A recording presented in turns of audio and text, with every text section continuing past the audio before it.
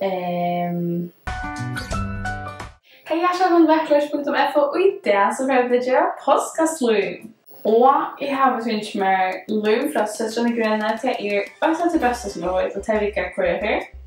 Sen finns med gula malik och barberskum och linseväska. Jag har faktiskt akkurat köpt en spiltnujan stora packa från Skillings, så här kan du få det. Det här är faktiskt det viktigaste. Och att jag så har vi ett sort ägg från Tiger. Här kan man köra förskällt ui, pint eller bomb eller något. Det går bara slum i. Och så har jag snackat lite hästar och som är för att sätta avslum. Jag vet inte för att det är uslum. Det där är fluffy och pittig och hotluntig. Stora patcher. Jag har spelat köpt en stora då.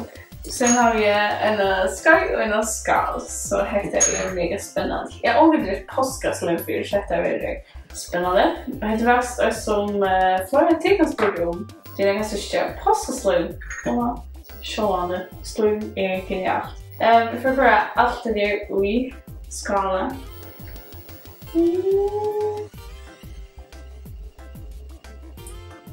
Vi kör bara allt lum i.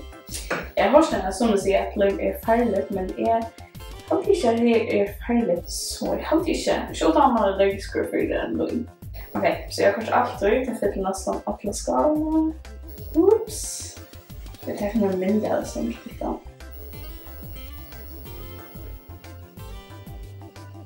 Så jag fyller nästan alla skalan. Wow.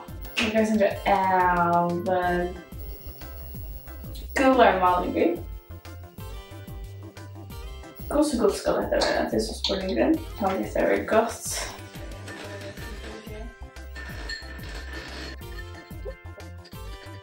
Det ser faktiskt väldigt gott ut.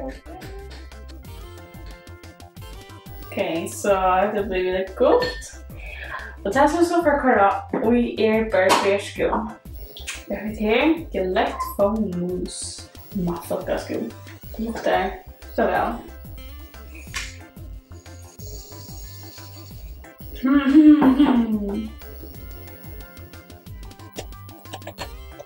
Ser ut som också scrambled eggs.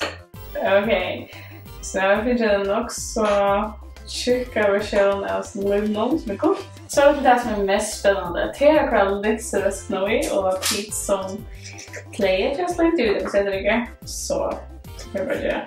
Vi prövar på sin tur. Sudnik. Och så tar man för att röra så ska det så kan man samla på ett slum. Man ser man på den vi inte har blivit sån där. Så det är bara tjockt. För att röra den väl.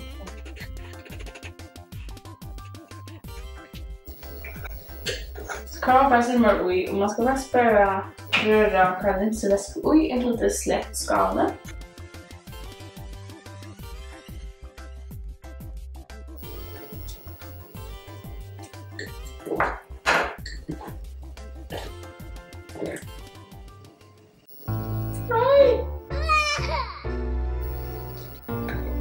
How should I swim today?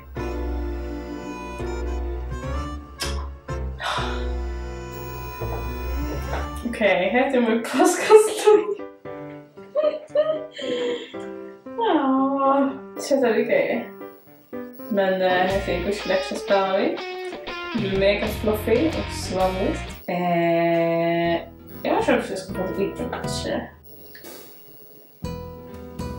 Om igen. Det är som aiolo för 5 år sedan.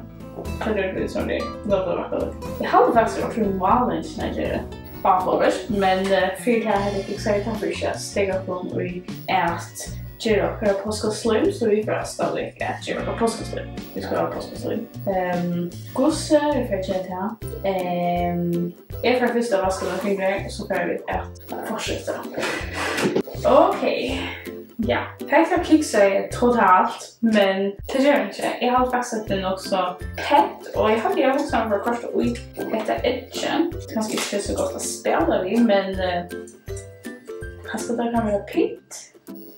Jag syns att jag kan en kulling. Jag var väldigt för att han började drukna.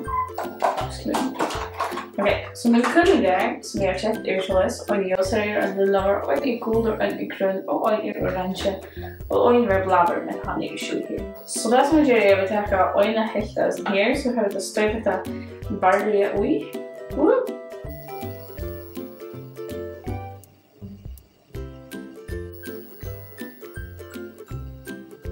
Det är gott som är flott. Det är helt nöjd. Och jag har en påskkulling i. För pynt.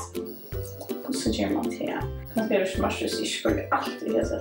Okej, nu går det som du gjort. Du går det som du gör så här.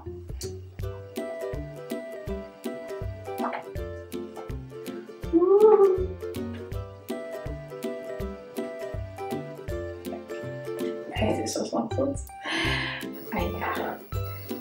Det är nära flott. Så jag gjorde ett kött för att tänka halloween. Det är som att få en påskkulling. En påskkulling. Jag kan tänka gröna.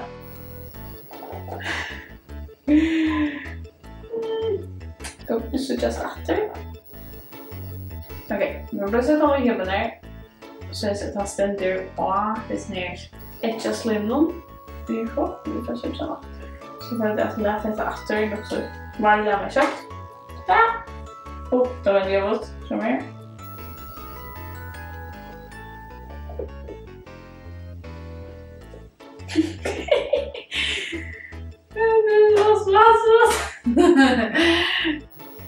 Åh,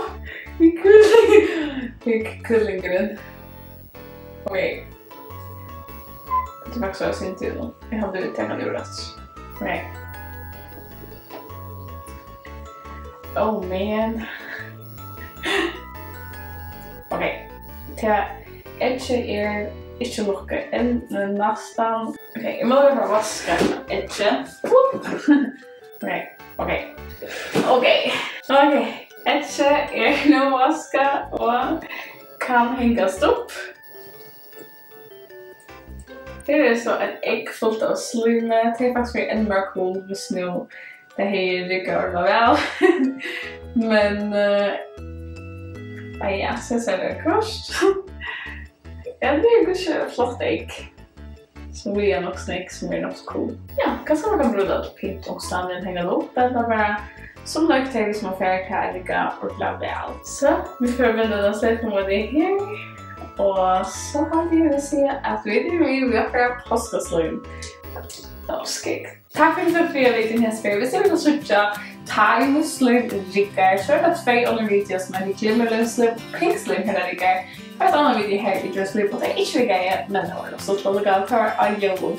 Så tack för att du har varit. Minns till att smäcka till like-knappen och minns till att smäcka till subscribe-knappen eller följ-knappen om Twitter och Facebook. Så tack för att du har varit. Vi ses efter och glädje påskar. Vi ses.